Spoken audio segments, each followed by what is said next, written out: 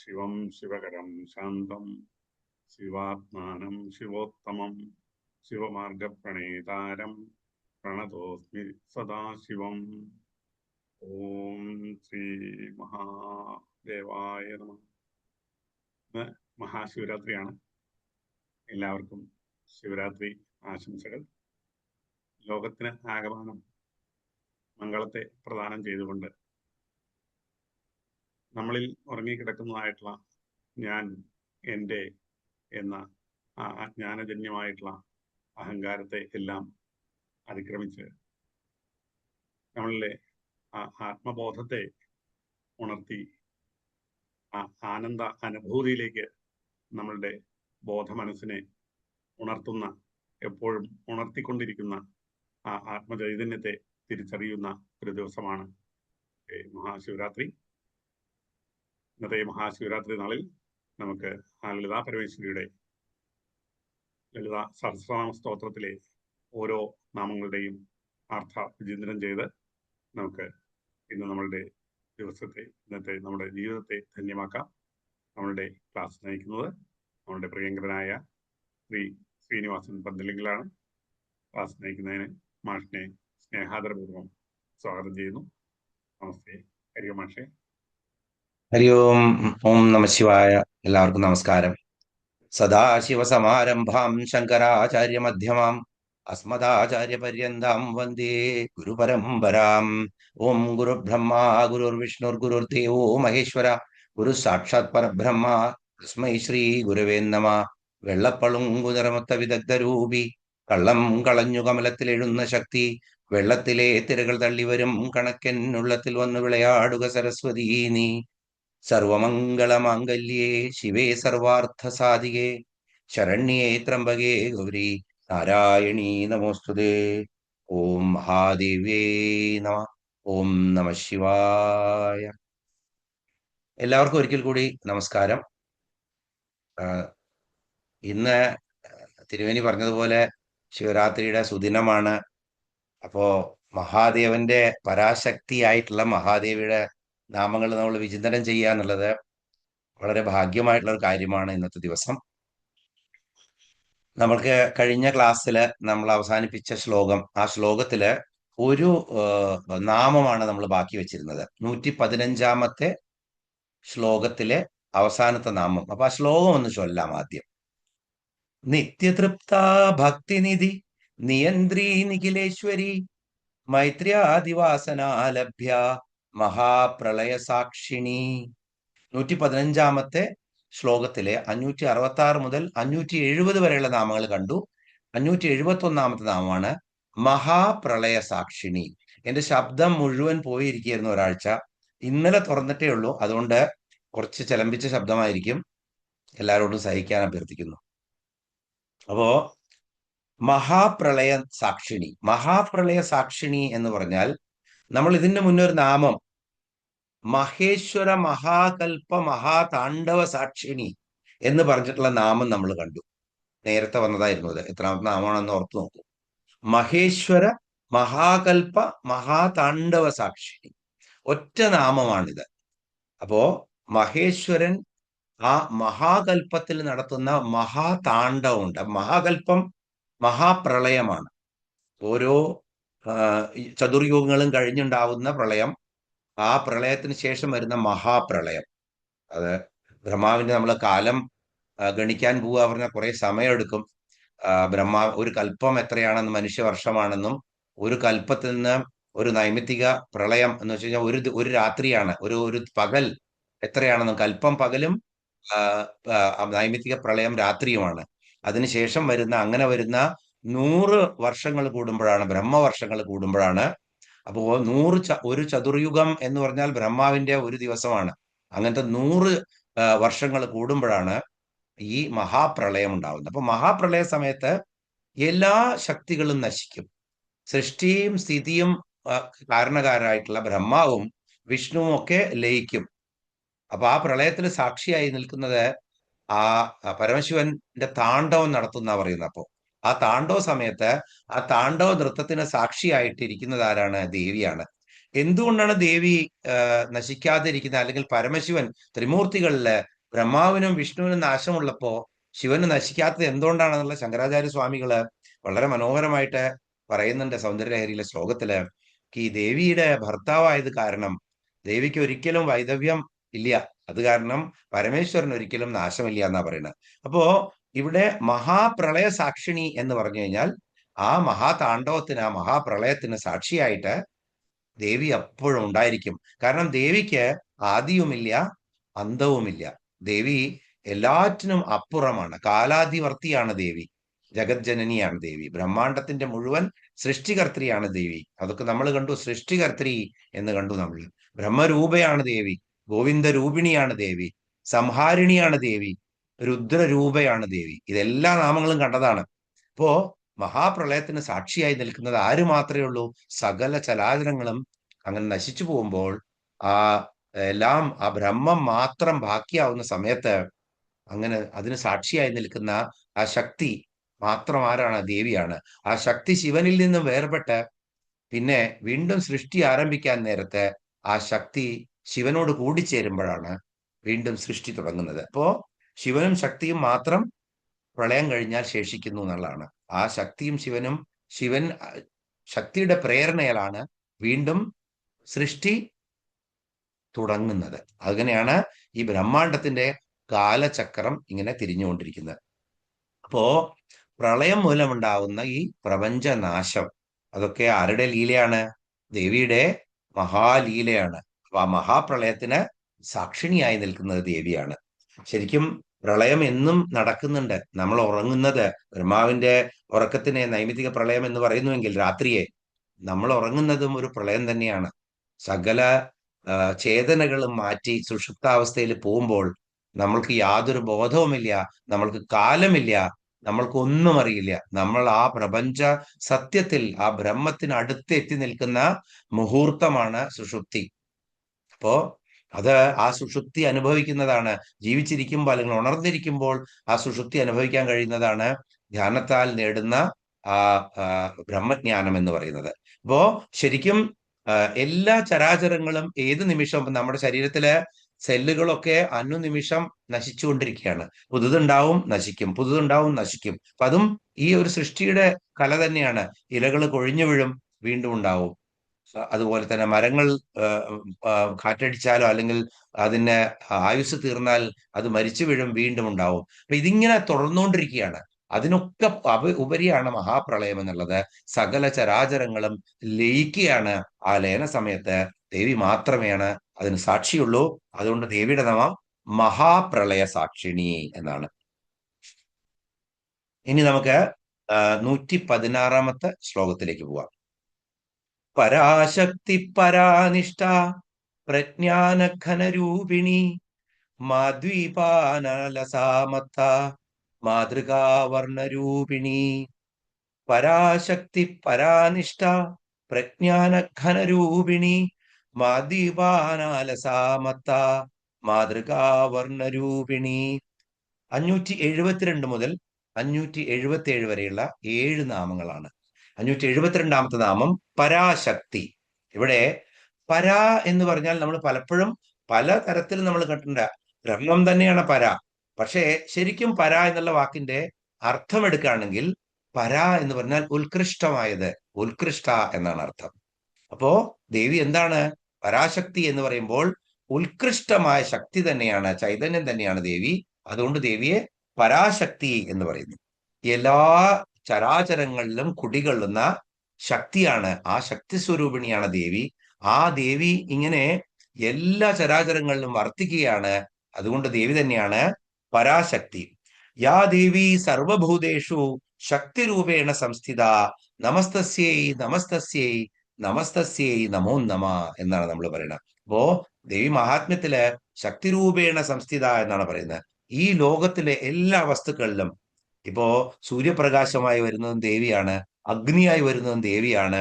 നമ്മൾ കണ്ടു തവനോടുപ മണ്ഡല എന്നൊക്കെ കണ്ടപ്പോ അതുപോലെ ചന്ദ്രനും ദേവിയാണ്, സകലതും ദേവിയാണ്. എന്ത് നമ്മൾക്ക് കിട്ടുന്നുവോ അതെല്ലാം ദേവിയുടെ കൃപ കൊണ്ടാണ്. ദേവി തന്നെയാണ് സത്ത.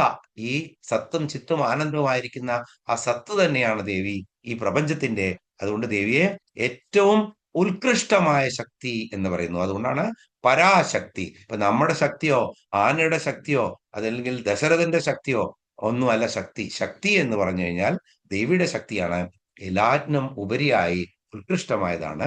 അതുകൊണ്ട് ദേവി പരാശക്തി. ഇനി 573 നാമം പരാനിഷ്ഠ. നിഷ്ഠ എന്ന് പറഞ്ഞാൽ എന്താണ്? ശ്രേഷ്ഠമായിട്ടുള്ള സ്ഥിതി. പരയായിട്ടുള്ള നിഷ്ഠ, ശ്രേഷ്ഠമായിട്ടുള്ള സ്ഥിതി. നിഷ്ഠ എന്ന് പറഞ്ഞ സ്ഥിതിയാണ്. അപ്പൊ ഉത്കൃഷ്ടമായിട്ടുള്ള സ്ഥിതിക്കാണ്, നിഷ്ഠയ്ക്കാണ് എന്ത് പറയുന്നത്? പരാനിഷ്ഠ എന്ന് പറയുന്നത്. അപ്പോ സ്ഥിതി എന്ന് പറയാം നിഷ്ഠയ്ക്ക്, സമാപ്തി എന്ന് പറയാം നിഷ്ഠയ്ക്ക്, ഉറച്ചത് എന്ന് പറയാം, അല്ലെ? അപ്പൊ ഉറച്ചത് എന്ന് പറഞ്ഞാൽ ഈ പ്രപഞ്ചത്തിന്റെ ആധാരം തന്നെയാണ് എന്ത്? ദേവി. ഈ പ്രപഞ്ചത്തിന്റെ ആധാരം തന്നെയാണ് ദേവി. അതുകൊണ്ട് ദേവിയെ എന്ത് പറയുന്നു? പരാനിഷ്ഠ എന്ന് പറയുന്നു. ഒരു ഇളക്കവുമില്ല ദേവിക്ക്. ദേവി ഒരു ഒരു ഒരു കാര്യത്തിലും, ദേവി ഘോരരൂപിണിയായി വന്നാലും, ദേവി മരാളി മന്ദഗമനയാണെങ്കിലും ദേവിയുടെ ചിത്തത്തിന് ഒരു ഇളക്കവുമില്ല. ദേവി ആടുന്ന ലീലകൾ മാത്രമാണ്. ദേവി ശ്രേഷ്ഠയാണ്, എല്ലാറ്റിലും ഉപരിയാണ്. അതുകൊണ്ട് ദേവിയുടെ നാമം പരാനിഷ്ഠ എന്ന പേരിൽ അറിയപ്പെടുന്നു. ഇനി 574 നാമം പ്രജ്ഞാന ഘനരൂപിണി. പ്രജ്ഞാന ഘനരൂപിണി. പ്രജ്ഞാനം എന്ന് പറഞ്ഞാൽ വീണ്ടും പ്രകർഷേണയുള്ള ജ്ഞാനം, ആ ഉത്കൃഷ്ടമായിട്ടുള്ള ജ്ഞാനം, അതാണ് എന്ത്? പ്രജ്ഞാനം. ഘനം എന്ന് പറഞ്ഞാൽ എന്താണ്? വളരെ കട്ടിയായിട്ടുള്ള, ഇടതടവില്ലാത്തത്, ഒന്നും ഗ്യാപ്പില്ല, അങ്ങനെ തിങ്ങി നിറഞ്ഞു നിൽക്കുന്നതാണ്. അതിന് ഘനം എന്ന് പറയും. അപ്പോ പ്രജ്ഞാന ഘനരൂപിണി എന്ന് പറഞ്ഞാൽ എന്തായി? ഒരു ഇടതടവും ഇല്ലാണ്ട് നിറഞ്ഞു നിൽക്കുകയാണ് ഈ ബ്രഹ്മാണ്ടത്തിലെ ദേവി എന്ന ജ്ഞാനം. അങ്ങനെ ഘനമായി നിൽക്കുകയാണ്, കട്ട പിടിച്ച് കട്ടിയായി ഒന്നുമില്ലാതെ ആ ജ്ഞാനം മാത്രമാണ് ഈ ബ്രഹ്മാണ്ടം. അതാണ് പ്രജ്ഞാന ഘനരൂപിണി എന്ന് പറഞ്ഞാൽ മനസ്സിലാക്കട്ടെ. പ്രജ്ഞാനം ബ്രഹ്മ എന്നുള്ള മഹാവാക്യം ഓർത്തു നോക്കൂ. ആ ബ്രഹ്മം തന്നെയാണ് പ്രജ്ഞാനം. ദേവി ബ്രഹ്മസ്വരൂപിണിയാണ്. അപ്പൊ അത് തന്നെയാണ് പ്രജ്ഞാനം. ഇപ്പോ സാന്ദ്രാനന്ദാവ ബോധാത്മകം അനുപവിതം കാലദേശാവധിഭ്യാം എന്ന് പറയുന്ന ശ്ലോകത്തില് മേൽപ്പത്തൂർ ഭട്ടതിരിപ്പാട് പറയുന്നത് ആ ഘനീഭവിച്ചുകൊണ്ടിരിക്കുന്ന സാന്ദ്രമായിട്ടുള്ള പ്രജ്ഞാനത്തെ കുറിച്ച് തന്നെയാണ് പറയുന്നത്, അല്ലെ? അപ്പൊ അതേ ജ്ഞാനമാണ്, അതേ ബ്രഹ്മമാണ് ഇവിടെ പ്രജ്ഞാനം ബ്രഹ്മ എന്നുള്ള. ദേവി അങ്ങനെ കട്ടിപിടിച്ചിരിക്കുന്ന ജ്ഞാനമാണ്. ഈ ബ്രഹ്മാണ്ടത്തില് ഇടതൂർന്നു നിൽക്കുന്ന, ശുദ്ധ ബ്രഹ്മമായി നിൽക്കുന്ന അശുദ്ധ ജ്ഞാനമാണ് ദേവി.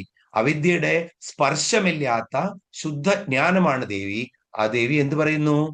പ്രജ്ഞാന ഘനരൂപിണി എന്ന നാമത്തിൽ അറിയപ്പെടുന്നു. അത്ര മഹത്തായ നാമമാണെന്ന് നോക്കൂ. അടുത്ത നാമം 575 നാമം മാദ്യുപാനാലസ. മാദ്യുപാനാലസ. മാദ്യുപാനം എന്ന് പറഞ്ഞാൽ എന്താണ്? മാദ്യുപാനം കൊണ്ട് എന്ന് വെച്ചാൽ മധുപാനം കൊണ്ട് അലസയായവളാണ്. അലസ എന്ന് പറഞ്ഞാൽ അലസ. അപ്പൊ മദ്യപാനം കൊണ്ട് അലസയാണ് ദേവി. നമ്മള് മതകൂർണിത രക്താക്ഷി എന്നുള്ള നാമം വർണ്ണിച്ചപ്പോ എന്തുകൊണ്ടാണ് ഈ ഓൾട്ടേർഡ് കോൺഷ്യസ്നെസ്സിന് വേണ്ടിയിട്ട് നമ്മൾക്കത് മധുപാനമാണ്, ദേവിക്ക് ഓൾട്ടേർഡ് കോൺഷ്യസ്നെസ് ലെവലാണത്. രാക്ഷസന്മാരെ വധിക്കുന്ന സമയത്ത് ഞാനീ മധു കുടിച്ചോട്ടെ, അതുവരെ നീ അട്ടഹസിക്ക് എന്ന് പിന്നെ യഥാസുരനോടാ പറയുന്നുണ്ട് ദേവി. പറഞ്ഞതിന് ശേഷം അത് കഴിഞ്ഞാൽ പിന്നെ ഞാൻ അട്ടഹസിക്കും, നീ കരയുമെന്നാണ് പറയുന്നത്. അപ്പോ ആ ലെവലിലേക്കുള്ള കോൺഷ്യസ്നെസ്സിനെ ഓൾട്ടർ ചെയ്യാണ്. ഇവിടെ ശരിക്കും തേനിൽ നിന്നും അല്ലെങ്കിൽ നമ്മുടെ എന്താ പറയാ മുന്തിരിച്ചാറിൽ നിന്നും എടുക്കുന്ന ഒരു തരത്തിലുള്ള മധുവിനെ അല്ലെങ്കിൽ മദ്യത്തിനെയാണ് മാധ്വി എന്ന പേരിൽ ഇവിടെ അറിയപ്പെടുന്നത്. അപ്പോ നമ്മൾക്ക് എടുക്കാവുന്ന നാമം അതാണ്. ഇനിയോ ശരിക്കും നമ്മളുടെ യോഗസിദ്ധിയെ കുറിച്ച് നമ്മൾ ഇത്രയും പഠിച്ചത് എന്തായിരുന്നു? നമ്മളുടെ കുണ്ടലിനി സഹസ്രാര ചക്രത്തിൽ എത്തുമ്പോൾ ആ മഹാദേവിയുടെ സംഗമം മഹാദേവനുമായിട്ട് ബ്രഹ്മരന്ധ്രത്തിൽ നടക്കുമ്പോൾ, ചന്ദ്രമണ്ഡല മധ്യത്തിൽ നടക്കുമ്പോൾ അവിടുന്നും വരുന്ന പീയൂഷധാര അമൃതധാരയാണ്. ശരീരത്തിന്റെ ഓരോ സെല്ലുകളെയും അതങ്ങനെ കുളിർത്ത് ലയിച്ച് ആനന്ദ ലഹരിയിലാക്കും. ആ ആനന്ദമാണ് മദ്യപാനം കൊണ്ട് കിട്ടുന്ന ആനന്ദം എന്ന് പറയുന്നത്. അപ്പോ അത് ഈ ഭൗതികമായിട്ടുള്ള മദ്യപാനമല്ല. കുളാർണവം രുചിക്കാൻ കിട്ടിക്കഴിഞ്ഞ ഭക്തന്റെ ആനന്ദം എന്തായിരിക്കും?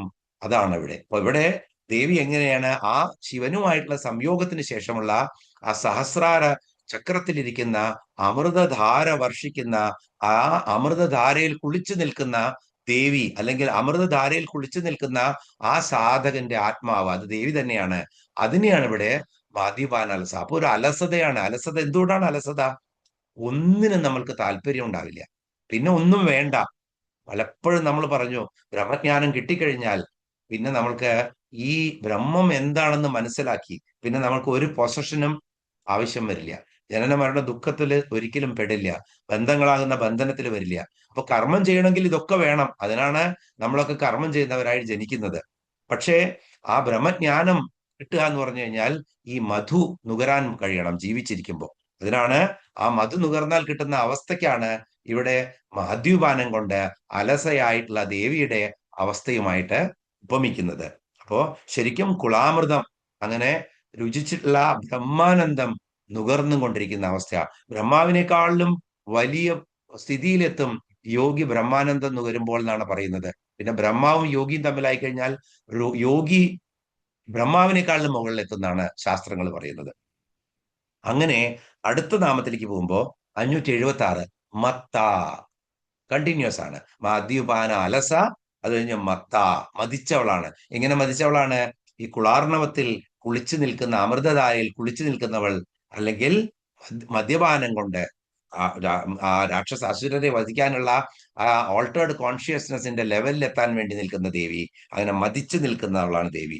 ശരിക്കും ബ്രഹ്മാനന്ദം അനുഭവിച്ചു നിൽക്കുന്ന ആ അവസ്ഥയാണ് ഇവിടെ മത്ത് എന്ന് പറയുന്നത്. അപ്പോ പുറത്തേക്കുള്ളത് എല്ലാം അടക്കിയാണ്, അകത്തേക്കുള്ളത് മാത്രമേ ഉള്ളൂ. അപ്പൊ ആ അകക്കണ്ണ് തുറന്ന് ആനന്ദ ലഹരിയിൽ നിൽക്കുന്ന ആ ബ്രഹ്മാനന്ദം തന്നെയാണ് ആ മത്ത് പിടിച്ച അവസ്ഥ എന്ന് പറയുന്നത്. അപ്പൊ ആ മത്ത് പിടിച്ചു കഴിഞ്ഞാൽ അങ്ങനെ മത്തനായിട്ട് നൃത്തം വെക്കണം എന്ന് ഊന്താനം പറഞ്ഞിട്ടുണ്ട്. എന്നതുപോലെയാണ് ഇവിടെ അവസ്ഥ. ആ മത്ത എന്ന് പറയുന്നത്. 577 നാമം മാതൃകാ വർണ്ണരൂപിണി. മാതൃകാ വർണ്ണരൂപിണി. ഇവിടെ നമ്മൾ കണ്ടതായിരുന്നു നേരത്തെ. നമ്മള് ദേവിയുടെ ഓരോ കുണ്ടലിനി ചക്രങ്ങളിലും ദേവി ഓരോ യോഗിനികളായിട്ട് 6 ഷഡ്ചക്രങ്ങളിലും 6 യോഗിനികളും ഏഴാമത്തതില് ആ പരാശക്തിയായി നിൽക്കുന്ന യോഗിനിയായിട്ടും നമ്മൾ ദേവിയെ കണ്ടത് തന്നെയായിരുന്നു. അപ്പൊ നമ്മള് സഹസ്രാര ചക്രത്തില് സർവവർണോപശോഭിത എന്നുള്ള ഒരു നാമം പഠിച്ചു. എല്ലാം കണക്റ്റഡ് ആണ്. ഈ കുണ്ടലിനി നമുക്ക് ബൈ ഹാർട്ട് ആവും. ആ ബ്രഹ്മവും ബ്രഹ്മാണ്ടവും ശരീരവും പിണ്ടാണ്ടവും ബൈ ഹാർട്ട് ആവണം. അതിനകത്ത് എങ്ങനെയാണ് ദേവി ഇരിക്കുന്നത് എന്നുള്ളത്. അപ്പോ അവിടെ പഠിച്ചതായിരുന്നു നമ്മൾ ഇത്. കഴിഞ്ഞ ക്ലാസ് തന്നെയാണ്, കഴിഞ്ഞ ക്ലാസ്സിൽ ഒരു ക്ലാസ് മുന്നെയാണ് പഠിച്ചത്. ഇത് പിന്നെ മാതൃകാ വർണ്ണരൂപിണി എന്നുള്ളതിന് മുന്നേ നമ്മൾ ഇതായിരുന്നു ഒരുപാട് വർണ്ണങ്ങള്, ദേവിയുടെ നാനാവർണ്ണങ്ങളാണ് ആ സഹസ്രാര ചക്രത്തിലുള്ള യോഗിനിയുടെ രൂപത്തിനുള്ളത്. ആ നാനാവർണ്ണങ്ങൾ എങ്ങനെ വന്നു എന്ന് നമ്മൾ അവിടെ കണ്ടതായിരുന്നു. വർണ്ണം എന്ന് പറഞ്ഞാൽ അക്ഷരം എന്നും അർത്ഥമുണ്ട്. ഇപ്പൊ ഇവിടെ വർണ്ണം എന്നാണ് അക്ഷരാണ്. കാരണം ഓരോ ചക്രത്തിലെയും യോഗിനികൾക്ക് എത്ര താമരയിതളുകളിലാണോ എന്റെ കർണികയിലാണോ അവര് ഇരിക്കുന്നത്, ഇത്രയും താമരയിതളുകളിലുള്ള ഉപദേവിമാരുണ്ട്. ആ ഉപദേവികളൊക്കെ അക്ഷര ദേവതകളാണ്. അപ്പൊ ആദ്യത്തെ വിശുദ്ധി ചക്രം മുതലാണ് നമ്മൾ തുടങ്ങിയത്. കണ്ഠസ്ഥാനത്തുള്ളത് 16 ദലങ്ങളുള്ള പത്മമായിരുന്നു. അവിടെ അമൃതാദി മഹാശക്തി സംവൃത എന്നാണ് നമ്മൾ പഠിച്ചത്. അമൃതാദി മഹാശക്തി സംവൃത, അമൃത തുടങ്ങിയിട്ടുള്ള മഹാശക്തികളാൽ സംവൃതയായിട്ടുള്ള ആരായിരുന്നു? ലാകിനി ദേവിയായിരുന്നു. അപ്പൊ അവിടെ 16 ദലങ്ങളാണ്. ആ 16 ദലങ്ങൾ എന്ന് പറഞ്ഞാൽ ആ മുതൽ നമ്മളുടെ 16 സ്വരാക്ഷരങ്ങളാണ് അവിടെ. അപ്പോൾ അതിനെ 16 വർണ്ണങ്ങൾ എന്ന് പറയും. അത് കഴിഞ്ഞ് ഹൃദയചക്രം അനാഹത ചക്രത്തിൽ വന്നപ്പോ രാഗിണി ദേവിക്ക് കാളരാത്രി ആദി ശക്തിയൗഘവൃത എന്നാണ് നമ്മൾ കണ്ടത്. കാളരാത്രി തുടങ്ങിയ ശക്തികളാൽ ആവൃതയായിരിക്കുകയാണ് ആര്? രാഗിണി ദേവി രൂപത്തിലുള്ള പരാശക്തി. അവിടെ ഉപദേവതകള് കാളരാത്രി മുതലായവരാണ്. 12 ദലങ്ങളിലെ പത്മമായിരുന്നു. 12 ഉപദേവതകളുണ്ട്. അവരൊക്കെ പേര് നമ്മൾ കണ്ടതായിരുന്നു.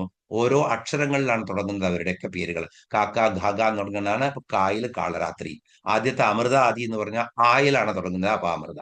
അപ്പൊ ആദ്യത്തത് മാത്രമേ നമ്മൾ പറഞ്ഞുള്ളൂ, ബാക്കിയെല്ലാം നമ്മൾ പറഞ്ഞതായിരുന്നു. അപ്പോ 12, അങ്ങനെ 16 നിന്ന് 12 മാറും അനാഹത ചക്രത്തില്. അത് കഴിഞ്ഞ് 10 മാറും. അപ്പൊ 10 എന്ന് പറഞ്ഞു കഴിഞ്ഞാൽ അടുത്ത് വരുന്ന പിന്നെ അക്ഷരങ്ങളാണ്. അത് കഴിഞ്ഞാൽ നമ്മുടെ സ്വരങ്ങൾ കഴിഞ്ഞു, വ്യഞ്ജനാക്ഷരങ്ങളാണ്. മണിപൂര ചക്രത്തിലുള്ള ഡാമര്യാദിവിരാവൃത, ഡാമരി തുടങ്ങിയിട്ടുള്ള ദേവികളാൽ ആവൃതയായ, ഡാ എന്നുള്ള അക്ഷരദേവ, ഡാ മുതലുള്ള അക്ഷരദേവതകളാണ്, 10 അക്ഷരദേവതകളാണ് ഇവിടെ. ടാ ഠാ നേരത്തെ കണ്ടതായിരുന്നു 12ാമത്തേല്, ഇവിടെ ഡാ മുതലുള്ളതാണ് ഡാമര്യാദിവിരാവൃത. വളരെ കൃത്യമാണ്, ഇതൊക്കെ നോക്കി വെച്ച് കഴിഞ്ഞാൽ വളരെ കൃത്യമാണ്. അത് കഴിഞ്ഞ് സ്വാധിഷ്ഠാന ചക്രത്തിലേക്ക് വീണ്ടും താഴ്ത്തു വരുമ്പോ നമ്മള് എന്താണ് കാണുന്നത്? കാകിനി രൂപത്തില് ബന്ധിന്യാദി സമന്യുത എന്നാണ് നമ്മൾ കണ്ടത്. ബന്ധിനി ആദിയായ ദേവികൾ. അപ്പൊ പ ഫ നേരത്തേല് 10ാമത്തേല് കഴിഞ്ഞിരുന്നു, ഡാ മുതൽ ഫ വരെയായിരുന്നു. ഇവിടെ അത് കഴിഞ്ഞാൽ വരുന്നത് ബ എന്നുള്ള അക്ഷരമാണ്. അപ്പൊ ബന്ധിന്യാദികളായിരുന്നു. അങ്ങനെ 6 തലങ്ങളിലെ താമരയാണ്, 6 വ്യഞ്ജനാക്ഷരങ്ങളായിരുന്നു അവിടെ സ്വാധിഷ്ഠാന ചക്രത്തിൽ ഉണ്ടായിരുന്നത്. അത് കഴിഞ്ഞ് മൂലാധാര ചക്രത്തിലെത്തുമ്പോൾ 4 തരങ്ങളിലെ താമരയാണ്. അവിടെ വരദാതി നിഷേവിത എന്നാണ് നമ്മൾ കണ്ടത്. വരദ തുടങ്ങിയുള്ള 4 ഉപദേവികളാൽ ചുറ്റപ്പെട്ടിട്ടുള്ള ദേവിയാണ് നമ്മൾ അവിടെ കണ്ടത്, വരദാതി നിഷേവിത. അപ്പോ മൂലാധാര ചക്രത്തില്. ഇനി ആജ്ഞാചക്രത്തിൽ എത്തുമ്പോ വീണ്ടും ഭ്രൂമധ്യത്തിലുള്ള ആജ്ഞാചക്രത്തിലേക്കാണ് അവിടുന്ന് പോകുന്നത്. അവിടെ 2 തലങ്ങളിലെ താമരയില് ഹംസവതി മുഖ്യ സമന്യത, ഹംസവതിയും ഹേമാവതിയും ഹംസവതി രണ്ടുപേരായിരുന്നു, പേര് കൃത്യമായി ഓർക്കുന്നില്ല. ഹംസവതി 2 ദേവികളാണ് അവിടെ, ഉപദേവികൾ ഉണ്ടായിരുന്നത്. അവസാനത്തെ 2 അക്ഷരങ്ങളാണ്. അങ്ങനെ 16 + 12 + 10 + 6 + 4 + 2 50 അക്ഷരങ്ങൾ, സംസ്കൃത അക്ഷരങ്ങള്. അങ്ങനെ ആ വർണ്ണങ്ങളായി നിൽക്കുകയാണ്. വർണ്ണം എന്ന് പറഞ്ഞാൽ ആ വർണ്ണങ്ങൾക്കൊക്കെ ദേവി തന്നെ അക്ഷരങ്ങളായിട്ട്, അതാണ് സരസ്വതി നമ്മൾ ഇത്രയും ആരാധിക്കുന്നത്. ആ ദേവി തന്നെ അക്ഷരങ്ങളായിട്ട് വന്നിരിക്കുകയാണ്, പ്രകടങ്ങളായി അക്ഷരങ്ങളായി വന്ന് ഈ ബ്രഹ്മാണ്ടത്തിലുള്ള എല്ലാവിധ ചരാചര ജന്തുജീവികൾക്കും സംസാരിക്കാനുള്ള ആ കഴിവ് കൊടുത്തിരിക്കുന്നത്. മനുഷ്യന് 50 അക്ഷരങ്ങളുണ്ട്, മറ്റു പലർക്കും വളരെ കുറവായിരിക്കും. പക്ഷെ അക്ഷരങ്ങളിലൊക്കെ അക്ഷരദേവതയായിട്ട് ആ കമ്മ്യൂണിക്കേഷൻ നടത്തുന്നത് ദേവി തന്നെയാണ്, അക്ഷരശക്തിയായിട്ട്. അങ്ങനെ ഈ 50 ഇത് കൂടിയിരിക്കുന്ന ആ മാതൃകാ വർണ്ണരൂപിണി, ആ വർണ്ണരൂപിണിയായിട്ടുള്ള ദേവിയുടെ പ്രകടമായ ആ വിഭൂതി തന്നെയാണ് ഈ അക്ഷരങ്ങള്. അതുകൊണ്ട് ദേവി ആ മാതൃസ്വരൂപിണിയായിട്ട്, അക്ഷര ദേവതയായിട്ട് ദേവി തന്നെയാണ് വിളങ്ങുന്നത്. അപ്പോ ഓരോ യോഗികൾക്കും സാധന ചെയ്യുമ്പോൾ ഈ അക്ഷരങ്ങളുടെ വർണ്ണങ്ങളൊക്കെ ആ കളറില് ഏത് രൂപത്തിലാണോ യോഗി ധ്യാനിക്കുന്നത് ആ രൂപത്തില് ഈ അക്ഷരദേവതകളെ കാണാൻ പറ്റും അവർക്ക്. അപ്പോ ഏത് രൂപത്തിലാണ്, അപ്പോ ഈ ഒരു വർണ്ണങ്ങളിൽ നിന്ന് അനേകം വർണ്ണങ്ങളായി മാറുന്നു. സഹസ്രാര ചക്രത്തിൽ എത്തുമ്പോൾ ഇത് നമ്മൾ കണ്ടു, 50 എന്നുള്ളത് വീണ്ടും വീണ്ടും ചുറ്റിപ്പെടുമ്പോ 10 × 1000 ദളങ്ങളാണ് അവിടെയുള്ളത്. അപ്പോ 50 അക്ഷരങ്ങളാണ്. അതുപോലെ തന്നെ 10 പ്രാവശ്യം ഈ മുകളിലേക്ക് 5 പ്രാവശ്യവും താഴത്തേക്ക് 5 പ്രാവശ്യവും ആകുമ്പോ ഇത് 1000 മാറും. അങ്ങനെ 1000 വർണ്ണങ്ങളുള്ള ആ മഹാപ്രഭയിലാണ് അവിടെ ദേവി പരാശക്തിയായിട്ട് സഹസ്രാര ചക്രത്തിൽ വണങ്ങുന്നത്. അപ്പോ ശരിക്കും സ്വരങ്ങളും വ്യഞ്ജനങ്ങളും ചേർന്ന് ബഹുസഹസ്രം രൂപങ്ങളാണ് ദേവിക്കുള്ളത്. വാക്കുകളൊക്കെ ഉപയോഗിക്കുമ്പോൾ ശ്രദ്ധിക്കുക, ദേവി തന്നെയാണ് വാക്കുകളായിട്ട് നമ്മളുടെ ജിഹ്വയിൽ കുടിയിരിക്കുന്നത്, ദേവി തന്നെയാണത്. അത് കൃത്യമായിട്ട് തന്നെ വരണേ എന്ന് പ്രാർത്ഥിക്കുക. അതുകൊണ്ട് ദേവി മാതൃകാ വർണ്ണരൂപിണി, ആ അക്ഷരങ്ങളുടെ രൂപത്തിലിരിക്കുന്ന മാതാവ് തന്നെയാണ് ദേവി. അതുകൊണ്ട് ആ ദേവിക്ക് നമസ്കാരം. അങ്ങനെ നമ്മൾ 116ാമത്തെ ശ്ലോകം അവസാനിപ്പിച്ചിരിക്കുകയാണ്. ഇനി നമുക്ക് 117ാമത്തെ ശ്ലോകം കാണാം. മഹാകൈലാസ നിലയ മൃണാള മധുർലത മഹനീയാ ദയാമൂർത്തി മഹാസാമ്രാജ്യശാലിനി. ഇവിടെ മഹാകൈലാസ നിലയ മൃണാള മൃദുദോർലത മഹനീയ ദയാമൂർത്തി മഹാസാമ്രാജ്യശാലിനി. 578 മുതൽ 582 വരെയുള്ള 5 നാമങ്ങളാണ് ഈ 117ാമത്തെ ശ്ലോകത്തിലുള്ളത്. ഓരോന്നായിട്ട് കാണാം. മഹാകൈലാസ നിലയ, എളുപ്പമുള്ള നാമമാണ്. മഹാകൈലാസം, നിലയമായിട്ടുള്ളവൾ. അപ്പോ കൈലാസ പർവ്വതത്തില് മഹാദേവന്റെ കൂടെയാണ് ദേവി വസിക്കുന്നത്. കൈലാസ പർവ്വതം പരമശിവന്റെ ആസ്ഥാനമാണ്. ആ മഹാകൈലാസത്തിലാണ് ദേവി വസിക്കുന്നത്. ശിവന്റെ അർദ്ധാംഗിനിയാണ് ദേവി. അങ്ങനെ ശിവനോടൊപ്പം കൈലാസത്തിൽ വസിക്കുന്ന മഹാകൈലാസ നിലയ എന്ന ദേവിക്ക് നമസ്കാരം. ഇനി ഷഡാധാര ചക്രങ്ങൾ കണ്ടു നമ്മള്. ഭ്രൂമധ്യം വരെയാണ്, മൂലാധാരം മുതൽ ആജ്ഞാചക്രം വരെയാണ്. ആജ്ഞ കഴിഞ്ഞു കഴിഞ്ഞാൽ പിന്നെ സഹസ്രാര ചക്രമാണ്. സഹസ്രാര പത്മത്തില് ആ സഹസ്രാര പത്മത്തെ എന്താണ് വിളിക്കുന്നത്? കൈലാസം എന്നാണ്. നമ്മളുടെ ബ്രഹ്മരന്ധ്രത്തിന് മുകളിലുള്ള ആ സഹസ്രാര പത്മത്തെ വിശേഷിപ്പിക്കുന്നത് മഹാകൈലാസം എന്നാണ്. അപ്പൊ കുണ്ടലിനിയുടെ ഭാഷയിൽ പറഞ്ഞാൽ ഷഡാധാര ചക്രങ്ങൾക്ക് മുകളില് അവിടെയാണ് ദേവി പരമശിവനുമായിട്ട് വസിക്കുന്നത്. അപ്പൊ നമ്മളെ കുണ്ടലിനിയെ നമ്മൾക്ക് ഈ ആജ്ഞാചക്രത്തിന് മുകളിലേക്ക് ഉയർത്താൻ കഴിഞ്ഞാൽ ദേവി സഹസ്രാര ചക്രത്തിലിരിക്കുന്ന ആ ശക്തി പരമശിവനുമായിട്ട് ലയിക്കും. അങ്ങനെ അമൃതധാര ഉണ്ടാവും നമ്മൾ കണ്ടു. അപ്പൊ അവിടെയാണ് ദേവിയുടെ വാസസ്ഥാനം ചന്ദ്രമണ്ഡലത്തില്. അപ്പോ സഹസ്രാര പത്മം എന്ന് പറയാം മഹാകൈലാസത്തിന്, അല്ലെങ്കിൽ മഹാകൈലാസം തന്നെ, കൈലാസ പർവ്വതത്തിൽ തന്നെയാണ് ദേവി പരമേശ്വരനുമായി എവിടെയാണെങ്കിലും പരമേശ്വരന്റെ കൂടെ തന്നെയാണ് ദേവി വസിക്കുന്നത്. ദാമ്പത്യത്തിന്റെ ഏറ്റവും ഉത്തമ ഉദാഹരണമാണ് പരമേശ്വരന് എത്ര ജന്മങ്ങൾ എടുത്താലും പരമേശ്വരന് പത്നിയായിട്ട് ദേവി തന്നെ വരുമെന്നുള്ളതാണ്.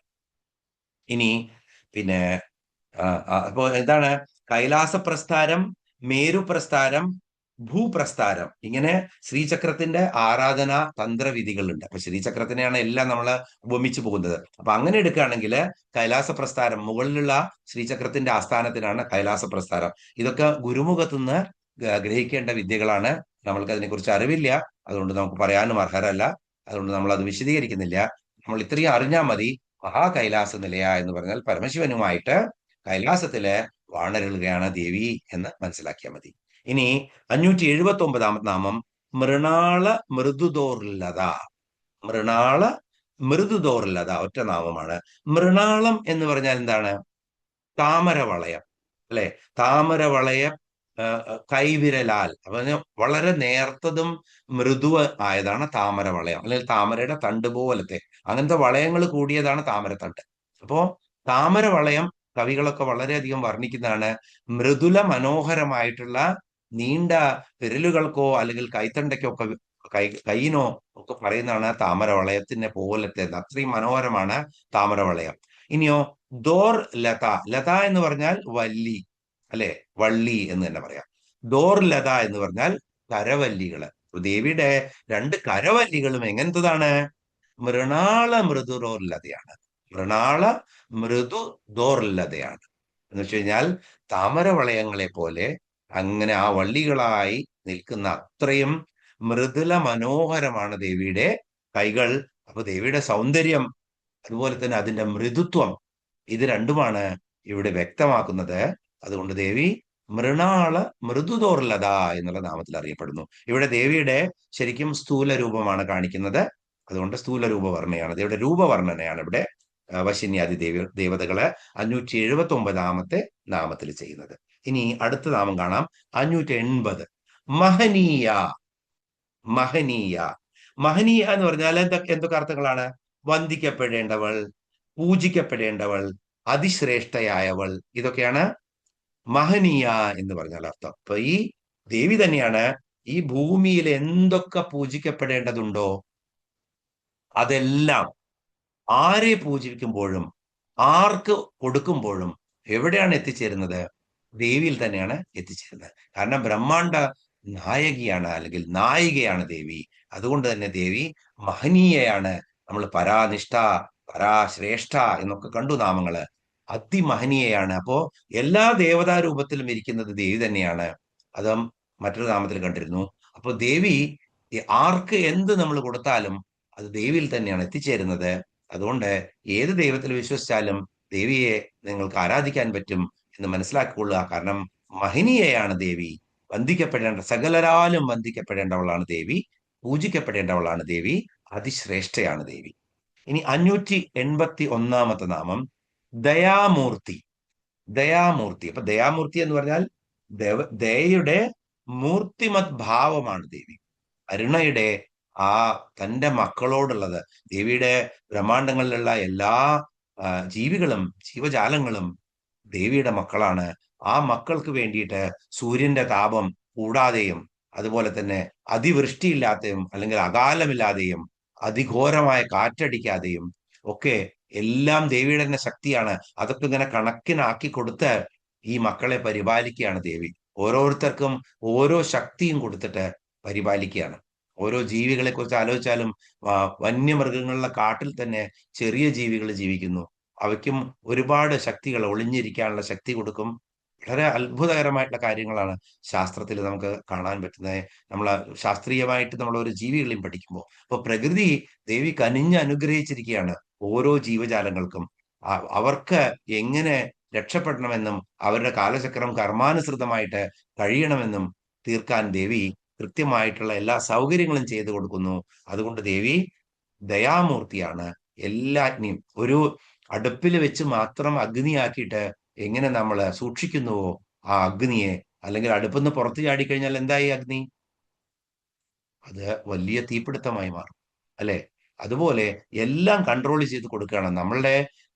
നമ്മൾ കാണിക്കുന്ന തോന്നിവാസം കൊണ്ട് മാത്രമാണ് പ്രളയവും മറ്റും ഉണ്ടായിട്ട് നാശനഷ്ടങ്ങൾ വരുന്നത്. അല്ലാത്ത പക്ഷം ദേവി എല്ലാം കൺട്രോൾഡ് ആയിട്ടാണ്, പരിപാലിച്ചാണ് നമ്മൾക്ക് തരുന്നത്. അതുകൊണ്ട് ദേവി ദയാമൂർത്തി, ഇത്രയും കരുണയുള്ള വേറെ ആരുമില്ല അമ്മയെ പോലെ. അതുകൊണ്ട് ദേവി ദയാമൂർത്തിയാണ്. 582 നാമം മഹാസാമ്രാജ്യശാലിനി. രണ്ട് പാഠഭേദങ്ങളുടെ അവിടെ മഹാസാമ്രാജ്യശാലിനി എന്നുണ്ട്, മഹാസാമ്രാജ്യ ദായിനി എന്നുണ്ട്. അപ്പൊ അതിന്റെ അർത്ഥം രണ്ടും നമുക്ക് കാണാം. മഹാസാമ്രാജ്യശാലിനി, മഹാസാമ്രാജ്യങ്ങൾക്ക് ശാലിനിയാണ്, ഉടമയാണ് അവൾ. ദേവി ബ്രഹ്മാണ്ട കോടികളുടെ ഉടമയാണ്. അപ്പോ ശാലിനി എന്ന പദത്തിന് നായിക എന്നും അർത്ഥമുണ്ട്. നായികയാണെങ്കിൽ എങ്ങനെയാണ്? ദേവി തന്നെയാണ് ഈ ലോകത്തിന്റെ മുഴുവൻ, ഇപ്പൊ ഗൃഹത്തിന്റെ നായിക എന്ന് പറയും നമ്മൾ, ഗൃഹനായിക. അതുപോലെ ഈ ബ്രഹ്മാണ്ടങ്ങളുടെ ഒക്കെ നായിക, ഇതിനെ മുഴുവൻ പരിപാലിച്ച് ഇങ്ങനെ കൊണ്ടു നടക്കുന്ന ദേവിയാണ്. അതുകൊണ്ട് ദേവി മഹാസാമ്രാജ്യശാലിനിയാണ് എന്ന് പറയും. ഇനി ദായിനി എന്നാണെങ്കിൽ എന്താണ്? മഹാസാമ്രാജ്യം പ്രദാനം ചെയ്യുന്നവളാണ് ദേവി. ഭക്തന് അല്ലെങ്കിൽ യോഗിക്ക് മഹാസാമ്രാജ്യം ദേവി പ്രദാനം ചെയ്യും. മഹാസാമ്രാജ്യം എന്താണ്?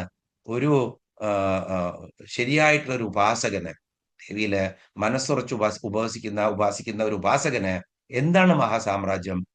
ആ ബ്രഹ്മജ്ഞാനം തന്നെയാണ്. അത് കിട്ടിക്കഴിഞ്ഞാൽ മഹാരാജ് എന്നാണ് ഇവിടെയൊക്കെ വിളിക്കുക. ആരെ? സന്തുക്കളെ മഹാരാജ് എന്ന് വെച്ച് കഴിഞ്ഞാൽ ആ മഹത്തായിട്ടുള്ള രാജ്യം. ആ രാജ്യം എന്താണ്? സ്വയം ഉണ്ടാകുന്ന സ്വരാജ്യ സാമ്രാജ്യം. സ്വരാജ്യ സാമ്രാജ്യമാണ് ബ്രഹ്മജ്ഞാനം. അത് കിട്ടിയത് കൊണ്ടാണ് മഹാരാജ് എന്ന് വിളിക്കുന്നവര്. അവർക്ക് കിട്ടിയതാണ്, പിന്നെ ഒന്നും വേണ്ട അവർക്ക്. അപ്പൊ അതൊന്നും അറിയാതെയാണ് നമ്മള് ഈ മഹാരാജാക്കന്മാരും ഇരിക്കുന്നത്, വിളിക്കുന്നവരും ഇരിക്കുന്നത്.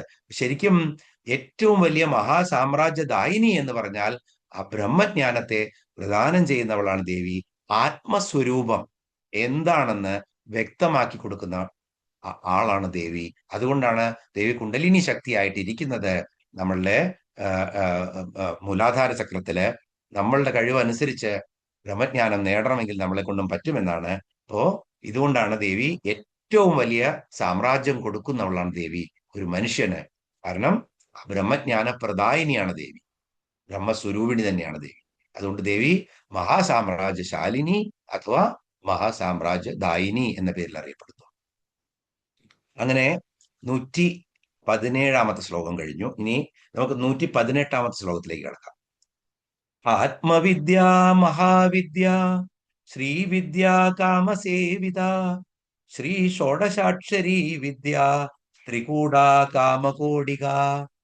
ആത്മവിദ്യ ഓരോ നാമങ്ങളായിട്ട് പെട്ടെന്ന് കാണാം. ഇതെല്ലാം പഠിച്ചതുമായിട്ട് താരതമ്യം ചെയ്താണ് പെട്ടെന്ന് പോകാൻ പറ്റും നമുക്ക്.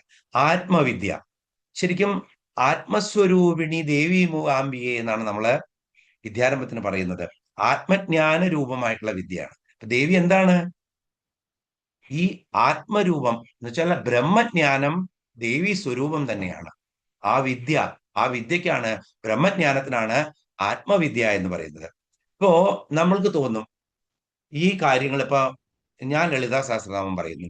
അപ്പൊ വശിന്യാദി ദേവതകൾ എഴുതി വെച്ച ലളിതാ സഹസ്രനാമത്തെ അഗസ്ത്യർ പകർത്തിയെടുത്ത് അഗസ്ത്യർ അതിനെ നമ്മൾക്കൊക്കെ തന്നു, അഗസ്ത്യ മുനി. അതിനുശേഷം നമ്മൾ അത് പഠിക്കുന്നു. അത് പഠിച്ചാൽ നമുക്കൊന്നും മനസ്സിലാവില്ല. അപ്പൊ അതിന്റെ വ്യാഖ്യാനങ്ങൾ എഴുതിയിട്ടുള്ള മനീഷികളുടെ പുസ്തകങ്ങൾ നമ്മൾ വായിക്കുന്നു. അത് കഴിഞ്ഞാൽ ഗുരുമുഖത്തുനിന്ന് പലരും പറഞ്ഞത് ഇപ്പോ നമ്മൾ കേൾക്കുന്നു, കേട്ട് പഠിക്കുന്നു. അപ്പൊ നമ്മൾ എന്താ ചെയ്യുന്നത്? മറ്റൊരാൾ പറഞ്ഞ ആ ജ്ഞാനത്തെ നമ്മുടെ ഭാഷയിൽ അതിന് നമ്മൾ അവതരിപ്പിക്കുക ചെയ്യുന്നത്, അല്ലെ? പക്ഷെ ആ ജ്ഞാനം അഗസ്ത്യ മഹർഷിക്ക് എവിടുന്ന് കിട്ടി? അല്ലെങ്കിൽ വേദങ്ങൾ എവിടുന്ന് വന്നു? അപ്പൊ അതിന്റെ മുന്നെയാണ്. ഇപ്പൊ ഒരു ഇൻവെൻഷൻ ചെയ്യാണെന്ന് കരുതുക, പ്രകാശമില്ല. ഇപ്പൊ ഇലക്ട്രിക്കൽ ബൾബ് പിന്നെ എഡിസൺ കണ്ടുപിടിക്കണം. എങ്ങനെയാ കണ്ടുപിടിക്കുന്നത്? അദ്ദേഹത്തിന്റെ ബുദ്ധിശക്തിയില് ചിന്തിച്ച് ചിന്തിച്ച് ചിന്തിച്ച് ചിന്തിച്ച് ഓരോ കോമ്പിനേഷൻ ഉണ്ടാക്കിയതിനു ശേഷമാണ് സക്സസ് ആവുന്നത്. അപ്പോ ശരിക്കും അതിനും മുന്നേ ഉള്ളത്, ഇതിനൊക്കെ മുന്നെയാണ് ആര്? ദേവി. എല്ലാത്തിനും മുന്നെയാണ്. അപ്പോ ശരിക്കും ആ ബ്രഹ്മം എന്നുള്ളതാണ് ആ ആത്മവിദ്യ എന്ന് പറയുന്നത്. അപ്പൊ നമ്മള് ഞാൻ ആര് എന്നുള്ള ചോദ്യത്തിനുള്ള ഉത്തരമാണ് ഈ വേദങ്ങളും ഈ ഉപനിഷത്തുകളും ഒക്കെ. അപ്പോ വളരെ എന്താ പറയുന്ന നിഷ്ഠയുള്ള പണ്ടുള്ള ആളുകളൊക്കെ ഈ ബ്രഹ്മ തത്വം എന്താണ്, ഈ ബ്രഹ്മാണ്ടത്തിന്റെ തത്വം എന്താണെന്ന് അന്വേഷിച്ചു പോയി. അങ്ങനെ അന്വേഷിച്ചിട്ട് അവര് അവർ കണ്ടെത്തിയിട്ടുള്ള സത്യങ്ങളെ ക്രോഡീകരിച്ചു വെച്ചതാണ് ഈ വേദങ്ങളും അതുപോലെ തന്നെ ഉപനിഷത്തുകളും ഇതിഹാസങ്ങളും ഒക്കെ. അപ്പോ ശരിക്കും ആ ക്രാന്തദർശികളായിട്ടുള്ള ഋഷിമുനിമാരുടെ ആ ശക്തിയിൽ നിന്നും നമ്മൾക്ക് കിട്ടിയതാണിത്. അപ്പോ ശരിക്കും എന്താണ്, ആ അന്വേഷണം ഇല്ലായിരുന്നെങ്കിൽ ഒരിക്കലും നമുക്കിതൊന്നും കിട്ടുമായിരുന്നില്ല. ആ അന്വേഷണത്തിനെ പ്രേരിപ്പിച്ച് അവരെ ആത്മതത്വത്തിൽ എത്തിക്കുന്നത് ആരാണ്? ദേവിയാണ്. കാരണം അവിടെ എത്തിക്കഴിഞ്ഞാൽ പിന്നെ എല്ലാം ഒന്നായി മാറി. അപ്പോ ആ ആത്മസ്വരൂപിണിയാണ് ദേവി. അതുകൊണ്ട് ദേവിയെ ആത്മവിദ്യ എന്ന പേരിൽ അറിയപ്പെടുന്നു. ആ ബ്രഹ്മവിദ്യ തന്നെയാണ് ആത്മവിദ്യ. ഇനി 584 നാമം മഹാവിദ്യ. അത് തന്നെയാണ്, താൻ തന്നെയാണ് ബ്രഹ്മം എന്ന തത്വം, അതിലടങ്ങിയവള്. അതാണ് മഹാവിദ്യ. ആ ബ്രഹ്മം എന്ന തത്വം, ആ തത്വം തന്നെ ദേവിയാണ്. അതുകൊണ്ട് ദേവി മഹാവിദ്യയാണ്. എല്ലാം ദേവി തന്നെയാണ്, ബ്രഹ്മം താൻ തന്നെയാണ്. അതുകൊണ്ട് ദേവി മഹാവിദ്യ എന്ന് പറയുന്നത്. അപ്പൊ മഹതിയും വിദ്യയും, അങ്ങനെ നമുക്കതിനെ വേണമെങ്കിൽ വ്യാഖ്യാനിക്കാം. മഹതിയും വിദ്യയുമായവളാണ് ദേവി. അപ്പോ മഹതി എന്ന് പറഞ്ഞു കഴിഞ്ഞാൽ ഏറ്റവും ശ്രേഷ്ഠയായവളാണ്, അതുപോലെ തന്നെ വിദ്യയാണ്. അപ്പോ ശരിക്കും ദേവീപരമായിട്ടുള്ള എല്ലാ ഉപാസനകളും, ഇനി മറ്റൊരു അർത്ഥത്തിൽ പറയുമ്പോൾ ദേവിയുടെ എല്ലാ ഉപാസനകളെയും മഹാവിദ്യ എന്ന പേരിലാണ് അറിയപ്പെടുന്നത്. മന്ത്രവിദ്യയില് ഒരുപാട് നാമങ്ങളുണ്ട്, അങ്ങനെ മഹാമന്ത്രങ്ങൾ, മഹാവിദ്യ എന്ന് പറയുന്ന പോലെ. ശരിക്കും മഹാവിദ്യ എന്ന് പറഞ്ഞാൽ ആ ബ്രഹ്മം രൂപമെടുത്തിരിക്കുന്ന ആ ദേവി തന്നെയാണ് മഹാവിദ്യ. അതുകൊണ്ട് ആ ദേവിയെ നമസ്കരിച്ച് 585 നാമത്തിലേക്ക് പോവാം. ശ്രീവിദ്യ. പോയി നമ്മള് കൃത്യമായി എത്തുന്നത് അവിടെ തന്നെയാണ്, ശ്രീവിദ്യ. അപ്പോ ശ്രീവിദ്യ എന്ന് പറഞ്ഞാൽ എന്താണ്? പഞ്ചദശാക്ഷരി മന്ത്രം തന്നെയാണ് ശ്രീവിദ്യ. പഞ്ചദശാക്ഷരി മന്ത്രത്തെ കുറിച്ച് നമ്മൾ ആദ്യത്തെ വാഗ്ഭവകൂടവും മധ്യകൂടവും ഒക്കെ പഠിച്ചപ്പോഴും, അത് കഴിഞ്ഞ് ദേവിയുടെ നാമങ്ങൾ വന്നിരുന്നു, ആ സമയത്ത് പഠിച്ചതാണ് ശ്രീവിദ്യാ നാമങ്ങൾ. എങ്കിലും ഒന്ന് ചെറുതായിട്ട് ഓർമ്മ പുതുക്കാം. കാരണം ശ്രീവിദ്യ മന്ത്രം ഒരിക്കലും നമ്മൾ പറയാറില്ല, അക്ഷരങ്ങൾ പറഞ്ഞു പോവാന്നല്ലാതെ. കാരണം അതിന് ഗുരുമുഖത്ത് നിന്ന് ബാലാമന്ത്രമൊക്കെ പഠിച്ച് അതിനിങ്ങനെ മനസ്സിനെയൊക്കെ ഉയർത്തി അതിനുശേഷം ആ അവസ്ഥയിലെത്തിയ ആളുകൾ ഗുരുമുഖത്ത് നിന്നും ഗ്രഹിക്കേണ്ടതാണ് ഈ ശ്രീവിദ്യാ മന്ത്രം. അല്ലാതെ അത് വെറുതെ ഇങ്ങനെ പറഞ്ഞിട്ടൊന്നും കാര്യമില്ല. എന്നാലും അത് എന്താണെന്ന് മനസ്സിലാക്കി കഴിഞ്ഞാൽ നമ്മൾക്ക് അത് അറിയാനും അല്ലെങ്കിൽ ആ അവസ്ഥയിലേക്ക് പോകാനും 1000-ൽ ഒരാൾക്ക് പറ്റിയെന്ന് വരും. അപ്പൊ നമ്മൾ ലളിതാ സഹസ്രനാമം വായിക്കുമ്പോൾ ഈ ശ്രീവിദ്യ എന്താണെന്ന് നമ്മൾക്ക് അറിഞ്ഞേ പറ്റൂ.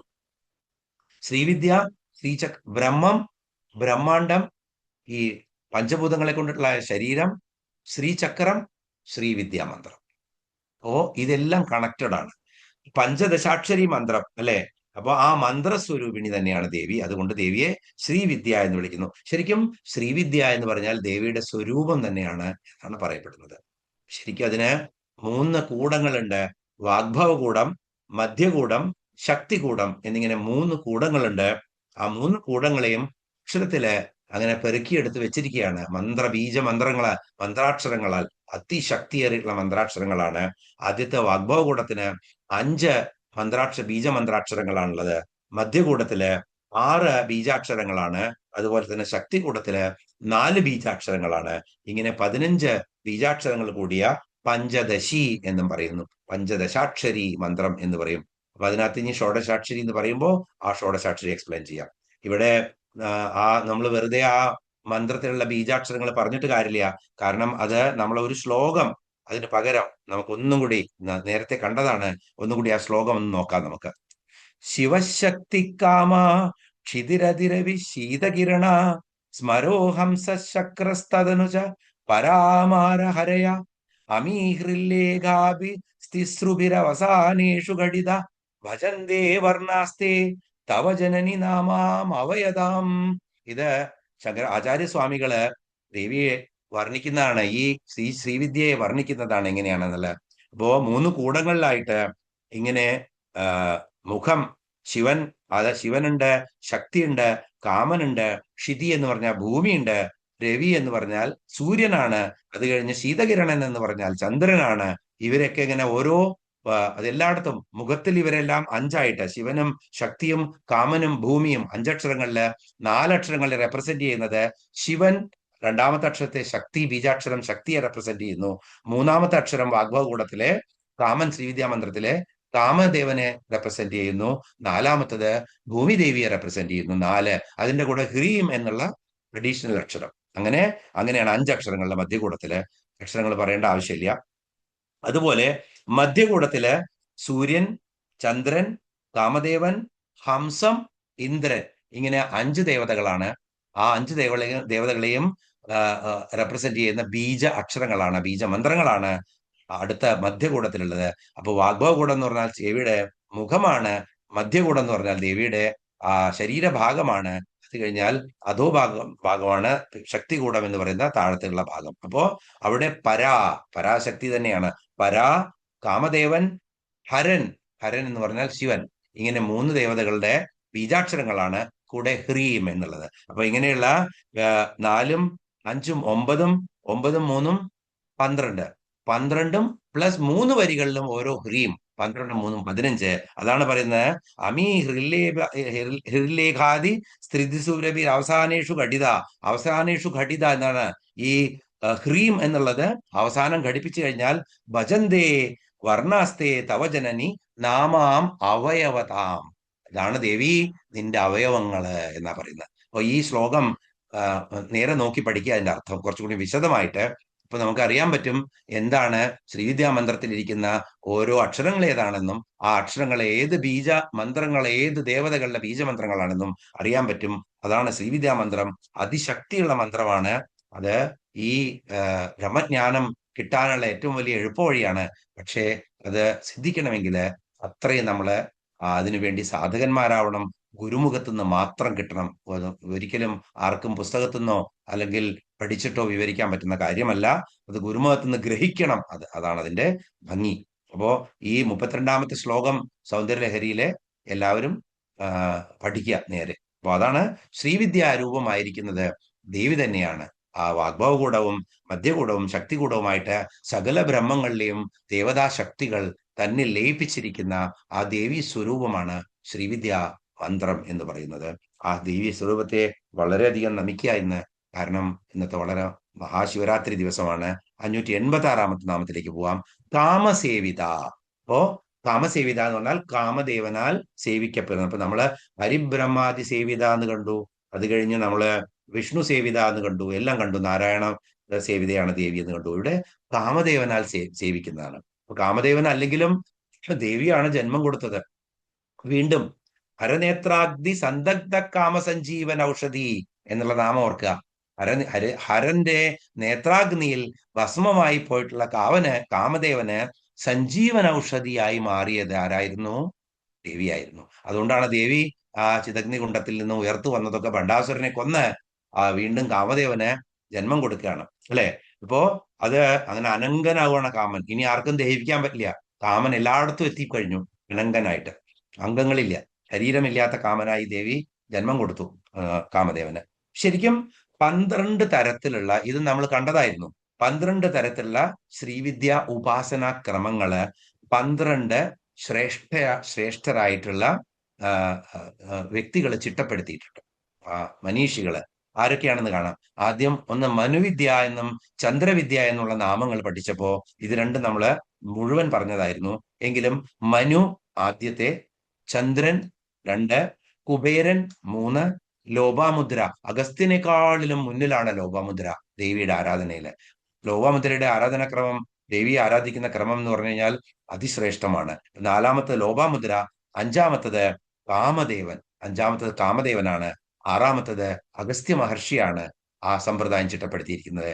7-മത്തത് അഗ്നിദേവൻ, 8 സൂര്യദേവൻ, 9 ഇന്ദ്രൻ, 10 സ്കന്ദൻ, 11 സാക്ഷാൽ ശങ്കര ഭഗവാനായിട്ടുള്ള 12 ദുർവാസാവ്. ഇങ്ങനെ 12 തരത്തിലുള്ള സമ്പ്രദായങ്ങളാണ്, ദേവിയുടെ ഉപാസന ക്രമങ്ങളാണ് ദേവിയുടെ ആരാധനയിൽ ചിട്ടപ്പെടുത്തി വെച്ചിരിക്കുന്നത്. ഈ 12 മനീഷികള്, മഹത്തായിട്ടുള്ള ദേവതകള്, അല്ലെങ്കിൽ മഹർഷിമാര്, അല്ലെങ്കിൽ കാമദേവനും ദുർവാസാവും അതുപോലെ തന്നെ അഗസ്ത്യനും അതുപോലെ ബാക്കിയുള്ള ദേവതകളും കൂടി ചിട്ടപ്പെടുത്തിയിരിക്കുന്നത്. ഇങ്ങനെ 12 ശ്രീവിദ്യ ഉപാസനാക്രമങ്ങളില് വളരെ പ്രസിദ്ധമാണ് കാമദേവന്റെ ഉപാസനാക്രമം. അരുണോപനിഷത്ത് എന്ന് പറഞ്ഞിട്ടുള്ള ഒരു ഉപനിഷത്ത് പറയുന്നത് പഞ്ചദശാക്ഷരി മന്ത്രം ശരിക്കും വേദങ്ങളിലും അതുപോലെ തന്നെ ഉപനിഷത്തുകളിലും ഒക്കെ ആയിട്ട് തന്നെ ചിതറിക്കിടക്കുകയായിരുന്നു ഈ ബീജാക്ഷരങ്ങള്. ആ ബീജാക്ഷരങ്ങളെ പെറുക്കിയെടുത്തിട്ട് ശരിക്കും 15 വർണ്ണങ്ങളും 16 നിത്യകളും 16 കലകളും, ഇത് നമ്മൾ കണ്ടതാണ്. 15 വർണ്ണങ്ങൾ എന്തായിരുന്നു എന്നുള്ള വർണ്ണാക്ഷരങ്ങള്. അത് കഴിഞ്ഞ് 16 നിത്യകളായിരുന്നു. ഓരോ അക്ഷരങ്ങൾക്കും ഓരോ നിത്യകളുണ്ട്. അതിന് 16 കലകളി നമ്മൾ കണ്ടതായിരുന്നു. അതെല്ലാം ചിതറിക്കിടക്കുന്നതിനെ എടുത്ത് വ്യാസമഹർഷി ചിട്ടപ്പെടുത്തിയിട്ട് നമുക്ക് വേദം തന്നതുപോലെ ഈ ശ്രീവിദ്യാ മന്ത്രത്തെ ചിട്ടപ്പെടുത്തിയെടുത്തത് ആരായിരുന്നു? കാമദേവനായിരുന്നു. അങ്ങനെ കാമദേവൻ ഈ അത് ചിട്ടപ്പെടുത്തിയതിനു ശേഷം തന്റെ ശിരസിൽ ധരിച്ച് ധ്യാനാവസ്ഥയില് ദേവിയെ ആരാധിച്ചു എന്നാണ് പറയുന്നത്. അതുകൊണ്ടാണ് ഈ മന്ത്രത്തിന്റെ ഋഷിത്വം ആർക്ക് കിട്ടിയത്? ഈ 12 പേർക്ക് കിട്ടിയതിന്റെ കൂടെ കാമദേവനും കിട്ടി. അതുകൊണ്ട് ദേവി കാമസേവിതയാണ്. കാമദേവനാൽ വളരെ ഗംഭീരമായിട്ട് ആരാധിക്കപ്പെടുന്നവളാണ് ദേവി. അതുകൊണ്ട് കാമസേവിത. ഇനി 587 നാമം നോക്കാം. ശ്രീ ഷോഡശാക്ഷരി വിദ്യ. അപ്പോ പഞ്ചദശാക്ഷരി വിദ്യ കണ്ടു. അപ്പൊ ഷോഡശാക്ഷരി വിദ്യ പറഞ്ഞാൽ ഒരക്ഷരേ കൂടിയിട്ടുള്ളൂ. എന്തായിരിക്കും അത്? ഇതിന്റെ കൂടെ ശ്രീം എന്നുള്ളത് കൂട്ടിക്കഴിഞ്ഞാൽ ഷോഡശാക്ഷരി വിദ്യയായി.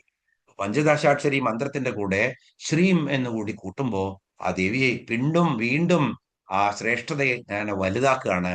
അങ്ങനെയായി മാറും. അതുകൊണ്ട് പഞ്ചദശാക്ഷരി മന്ത്രം പ്ലസ് ശ്രീം കൂടിക്കഴിഞ്ഞാൽ ഷോഡശാക്ഷരി മന്ത്രമായി.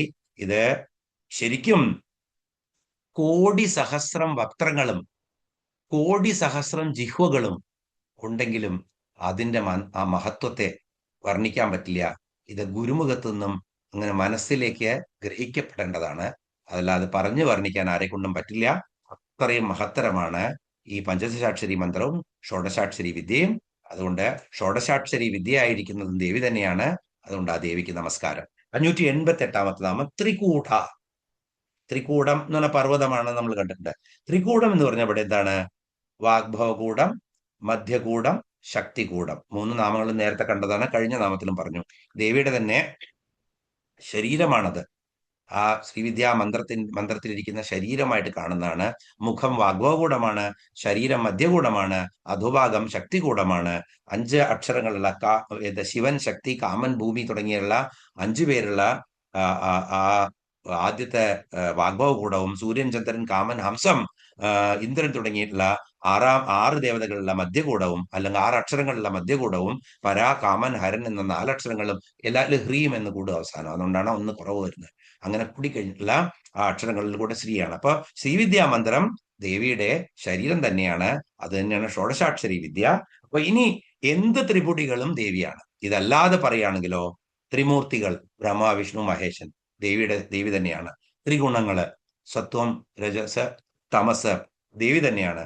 ത്രിലോകം ഭൂമി, സ്വർഗം, പാതാളം എന്തെല്ലാം ത്രിപുടികളുണ്ടോ അതെല്ലാം ദേവി തന്നെയാണ്. അവസ്ഥാത്രയങ്ങള് ജാഗ്രത്, സ്വപ്നം, സുഷുപ്തി ഇതൊക്കെ ദേവി തന്നെയാണ്. അതുകൊണ്ട് ദേവി ത്രികൂട എന്നുള്ള നാമത്തിൽ അറിയപ്പെടുന്നു. 589 നാമം കാമകോടിക. കാമകോടി പീഠത്തിൽ സ്ഥിതി ചെയ്യുന്ന ദേവിയെ കാമകോടി. ഇനിയിപ്പോ കാമകോടി എന്ന് പറഞ്ഞാൽ തന്ത്രവിധിയിലുള്ള ആരാധനാക്രമങ്ങൾക്ക് കാമകോടിക എന്ന് പറയും. അതൊക്കെ ഗുരുമുഖത്ത് പഠിക്കേണ്ടതാണ്, നമ്മൾ പറയില്ല. കാമകോടിക എന്ന് പറഞ്ഞാൽ കാമകോടി പീഠസ്ഥല് കാഞ്ചീപുരത്തിരിക്കുന്ന കാമാക്ഷിയെ ദേവിയുടെ പരാശക്തിയുടെ ഭൂമിയിലുള്ള രൂപമാണത്. അപ്പോ അവിടെ പോയിട്ട് നമുക്കൊക്കെ ഒന്ന് ഭജിക്കാൻ പറ്റുക എന്ന് പറഞ്ഞു കഴിഞ്ഞാൽ അതിൽ വരെ വലിയ മഹാക്ഷേത്രമാണ് കാഞ്ചി കാമകോടി. ദേവിയുടെ കാഞ്ചി വീണതാണ്, അരഞ്ഞാണം വീണ ഭാഗമാണ്. അതുകൊണ്ടാണ് കാഞ്ചി എന്നുള്ള കാഞ്ചി കാമാക്ഷി എന്ന് പറയുന്നത്. അപ്പൊ അവിടെ അധിവസിക്കുന്നവളാണ് ദേവി. അതുകൊണ്ട് ദേവിയെ കാമകോടി പീഠത്തിൽ അധിവസിക്കുന്ന നിവാസിനിയാണ് ദേവി. അതുകൊണ്ട് ദേവിയെ കാമകോടിക എന്ന് പറയുന്നു. ഇനി കാമൻ എന്ന് പറഞ്ഞാൽ പരമശിവനാണ്. കോടി എന്ന് പറഞ്ഞാൽ കോടിയായി എന്ന് പറഞ്ഞാൽ ഏകദേശ രൂപം എന്ന് പറയും. അപ്പൊ ശിവനും ശക്തിയും തമ്മിലുള്ള സാരൂപ്യത്തെയാണ് ഇത് കാണിക്കുന്നത്.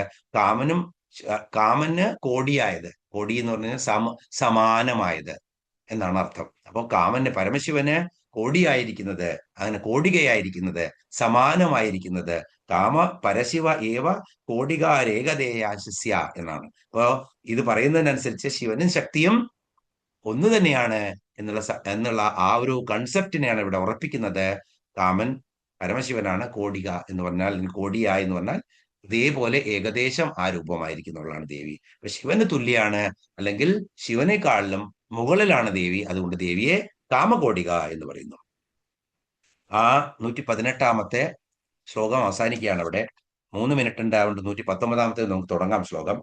കടാക്ഷകിങ്കരീഭൂത കമലാകോടി സേവിത ശിരസ്ഥിത ചന്ദ്രനിഭ ഫാലസ്തേന്ദ്രധനുപ്രഭ. ഇവിടെ ഫാലസ്ത, ഇന്ദ്രധനുപ്രഭ 2 നാമങ്ങളാണ്. അപ്പൊ വായിക്കുമ്പോൾ അത് മനസ്സിൽ ഓർമ്മ വരണം. കടാക്ഷ കിങ്കരീഭൂത കമലാകോടി സേവിത ഒറ്റ നാമമാണ്, പിരിക്കരുത്. കടാക്ഷ കിങ്കരീഭൂത കമലാകോടി സേവിത എന്ന് വായിക്കരുത്. കടാക്ഷ കിങ്കരീഭൂത കമലാകോടി സേവിത ഒറ്റ നാമമാണ്. ശിരസ്ഥിത ചന്ദ്രനിഭ ഫാലസ്തേന്ദ്ര ഫാലസ്ത ഇന്ദ്രധനുപ്രഭ. ഫാലസ്തേന്ദ്ര എന്ന് പറയുന്നത് ഫാലസ്ത ഇന്ദ്രധനുപ്രഭ. ഇങ്ങനെയാണ് നാമങ്ങള്. 590 മുതൽ 594 വരെയുള്ള കഴിയുന്നത്ര നാമങ്ങൾ നമുക്ക് നോക്കാം. കടാക്ഷ കിങ്കരീഭൂത കമലാകോടി സേവിത. എന്താണത്? കടാക്ഷം വളരെ എളുപ്പമുള്ളതാണ്. ദേവിയുടെ ആ ഒരു കടക്കണ്ണ് കൊണ്ടുള്ള ഒരു നോട്ടം, ശരിക്കുള്ള നോട്ടത്തിന്റെ ആവശ്യമില്ല. കടാക്ഷം എന്ന് പറഞ്ഞു കഴിഞ്ഞാൽ ദേവി ഇങ്ങനെ മുന്നിൽ നിന്നു, ദാ നമ്മൾ നിന്നു, എന്നെ തന്നെ നോക്കി, അങ്ങനെയല്ല. ദേവിയുടെ ഇങ്ങനെ ഇങ്ങനെ ചലിച്ചുകൊണ്ടിരിക്കുകയാണ്. സദാസമയത്തും ദേവിയുടെ കണ്ണുകൾ ചലിച്ചുകൊണ്ടിരിക്കുകയാണ്. ചലന്മീനാഭലോചന എന്നാണ് നമ്മൾ കണ്ടത്. മീനിനെ പോലെ അങ്ങനെ ചലിക്കുകയാണ്. എന്തിനാണ് ചലിക്കുന്നത്? അത് കഴിഞ്ഞ പ്രാവശ്യം നമ്മള് മൃഗനയനി എന്നുള്ള നയന എന്നുള്ള അവിടെയും പറഞ്ഞതായിരുന്നു. അപ്പോ ചലിച്ചുകൊണ്ടിരിക്കുന്നത് ഭക്തരെ അങ്ങനെ തന്റെ കടക്കണ്ണ് കൊണ്ട് അങ്ങനെ ഇപ്പൊ ഒരു അംശമേ കിട്ടുള്ളൂ. ദേവിയുടെ കണ്ണിന്റെ ഒരു കോണയാണ് നമുക്ക് കിട്ടുള്ളൂ, അത് മതി നമ്മുടെ ജന്മം സഫലമാകാൻ. അങ്ങനെയുള്ള കടാക്ഷ കിങ്കരീഭൂത കമലാകോടി സേവിത. ഇവിടെ കമലാകോടി സേവിത, കമല എന്ന് പറഞ്ഞാൽ ലക്ഷ്മി, കോടിക്കണക്കിന് ലക്ഷ്മിമാരാൽ സേവിക്കപ്പെടുന്നവര്. ദേവിയുടെ കടാക്ഷം കിട്ടിയിട്ടുള്ള കിങ്കരീഭൂതം, ഭൂതം എന്ന് പറഞ്ഞാൽ ഭവിച്ച, കടാക്ഷം കിട്ടിയിട്ടുള്ള ആ ആള് എല്ലാവിധ എത്ര കണ്ട് ബ്രഹ്മാണ്ടങ്ങളുണ്ടോ ആ ബ്രഹ്മാണ്ടങ്ങളിലൊക്കെ സ്ഥിതി, ഇത് ഒരു ഭൂമിയാണ് നമ്മുടെ. എത്ര ബ്രഹ്മാണ്ടങ്ങളുണ്ടോ, അനേക കോടി ബ്രഹ്മാണ്ട ജനനി എന്നാണ് ദേവിയെ പറയുന്നത്. അപ്പൊ അനേക കോടി ബ്രഹ്മാണ്ടങ്ങളിലൊക്കെയുള്ള ബ്രഹ്മാവും വിഷ്ണുവും ആ വിഷ്ണുവിന്റെ പത്നിയായിരിക്കുന്ന ലക്ഷ്മിയും എല്ലായിടത്തും സൃഷ്ടിസ്ഥിതി നടത്തണം. അപ്പോ അതിന്റെയൊക്കെ ആ ലക്ഷ്മിമാരെല്ലാവരും കൂടി ദേവിയുടെ ഒരു കടാക്ഷം കിട്ടിക്കഴിഞ്ഞു കഴിഞ്ഞാൽ ആ കടാക്ഷത്തിന് വേണ്ടി കാത്തിരിക്കുകയാണ്. ആ കടാക്ഷം കിട്ടിയിട്ടുള്ള എല്ലാ ലക്ഷ്മി ദേവിമാരും എന്താണ്? കിങ്കരികളായി തീരും ദേവിയുടെ. കിങ്കരികളായി പറഞ്ഞാൽ കിങ്കരന്മാരെന്ന് പറഞ്ഞാൽ എന്താ? എന്ത് പറഞ്ഞാലും കേൾക്കും, രാജകിങ്കരന്മാര്. ആ ഒരു കടാക്ഷാണ് കിട്ടിക്കഴിഞ്ഞാൽ കഴിഞ്ഞു കാര്യം. പിന്നെ ആ ദേവിക്ക് സേവിക്കപ്പെടുകയാണ് അവര്, ദേവിയെ സേവിക്കുകയാണ് എപ്പോഴും. ഇപ്പോ കടാക്ഷം കൊണ്ട് കിങ്കരികളായി തീർന്ന കമലാകോടികളാൽ, ആയിരക്കണക്കിന് ലക്ഷ്മിമാരാൽ സേവിക്കപ്പെടുന്നവളാണ് ദേവി. ആ ദേവിക്ക് നമസ്കാരം എന്ന് പറയാൻ നോക്കും. അപ്പോ എത്ര ഗംഭീരമാണ് ദേവിയുടെ കടാക്ഷം എന്ന് ഓർത്തോളൂ. ആ കടാക്ഷത്തെ മനസ്സിൽ വെച്ച് ഇന്നത്തെ ഈ ശിവരാത്രി ദിനത്തെ ഈ ക്ലാസ് നമുക്ക് ഇവിടെ അവസാനിപ്പിക്കാം. ഓം പൂർണ്ണമദ പൂർണ്ണമിദം പൂർണ്ണാത് പൂർണ്ണമുദച്യതേ പൂർണ്ണസ്യ പൂർണ്ണമാദായ പൂർണ്ണമേവാവശിഷ്യതേ. ഓം ശാന്തി ശാന്തി ശാന്തി.